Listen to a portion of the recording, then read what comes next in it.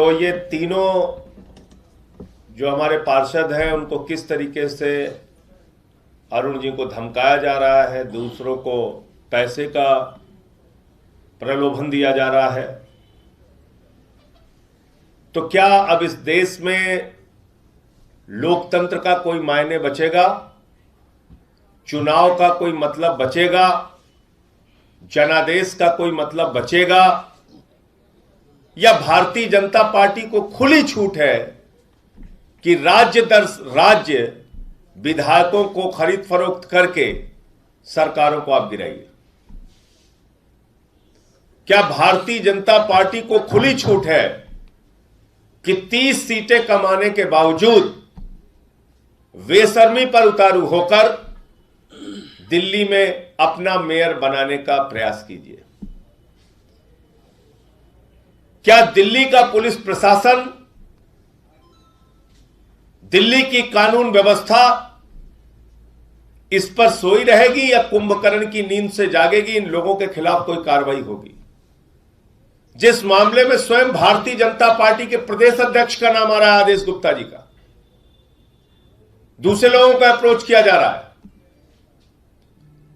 मैं मांग करता हूं ऐसे तमाम लोगों को गिरफ्तार करके इनको जेल में डाला जाए और दिल्ली के अंदर यह घिनौना खेल, खरीद फरोख्त का खेल, यह भारतीय खोखा पार्टी का खेल, इसको बंद किया जाए। और मैं तो कहता हूं भारत के चुनाव आयोग को भी इसमें हस्तक्षेप करना चाहिए। आप निर्वाचन कराते हैं, जो लोग अलग अलग दलों से चुन के आते हैं उनको कोई भी डरा के, धमका के, बंदूक दिखा के, गाली गलौज करके, पैसे का प्रलोभन दे के, खरीद के, तोड़ के सरकारें जिसकी चाहे बन जाए, इस पे चुनाव आयोग की कोई जिम्मेदारी नहीं बनती। भारत की सरकार तो मान लीजिए भारतीय जनता पार्टी की है, वो तो अपने हिसाब से काम करेंगे, उनको तो यही धंधा करना है। वो एक किडनैपिंग गैंग बन गया है बीजेपी, विधायकों के, पार्षदों के किडनैपिंग का एक गैंग बन गया है भारतीय जनता पार्टी, तो वो तो करेंगे ये काम। लेकिन क्या भारत का निर्वाचन आयोग, चुनाव आयोग भी इस ओर ध्यान देगा? वरना चुनाव का क्या मतलब रह जाएगा और जो अलग अलग दलों से लोग जीतते हैं उसका क्या मतलब रहेगा फिर? नमस्कार मित्रों, जैसा कि बताया गया आपको कि केजरीवाल की एजेंट किस तरह से घूम रहे हैं, वही क्रम में कल शाम मेरे पास फोन आता है कि आपसे मिलना चाहती हूँ। मैंने बोला कि आपने जो भी विषय रखना है आप फोन पर भी मेरे से बात कर सकती हैं, पर उन्होंने कहा नहीं, बात तो मैं मिल के ही करूंगी, चाहे आप शाम को थोड़ा लेट फ्री हो या सुबह भी मिल जाएं तो जो है बात कर सकते हैं।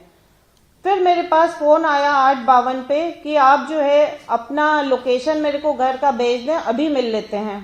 तो मैंने कहा ठीक है, आप आइए, अगर फोन की बात है तो आप फोन पे मेरे से कह दीजिए, कोई क्षेत्र का विषय होगा, मैंने ऐसा सोचा। पर वो आई थी एजेंट बनके केजरीवाल का, और घर आकर उन्होंने कहा, 10 मिनट के अंदर वो घर आ गई और उन्होंने मेरे से कहा कि आप मेयर चुनाव में सपोर्ट करें और आप जैसा कहेंगे वैसा ही हम करेंगे। तरह तरह के प्रलोभन दिए गए। तो मैंने कहा कि आप मेरे से इसकी उम्मीद ना करें, क्योंकि हम एक संगठन की बात करते हैं और मैं उस तरह से नहीं कर सकती। बोली आप एक बार विचार कर लो, आप जैसा कहेंगे आगे भी वैसे ही होगा काम। और पद का भी लालच दिया गया, पर हर तरह से मैंने इस बात को नकार दिया। फिर भी निकलते निकलते उन्होंने ये बात बोली कि एक बार आप सोच लो, क्योंकि वोटिंग तो पता नहीं चलती।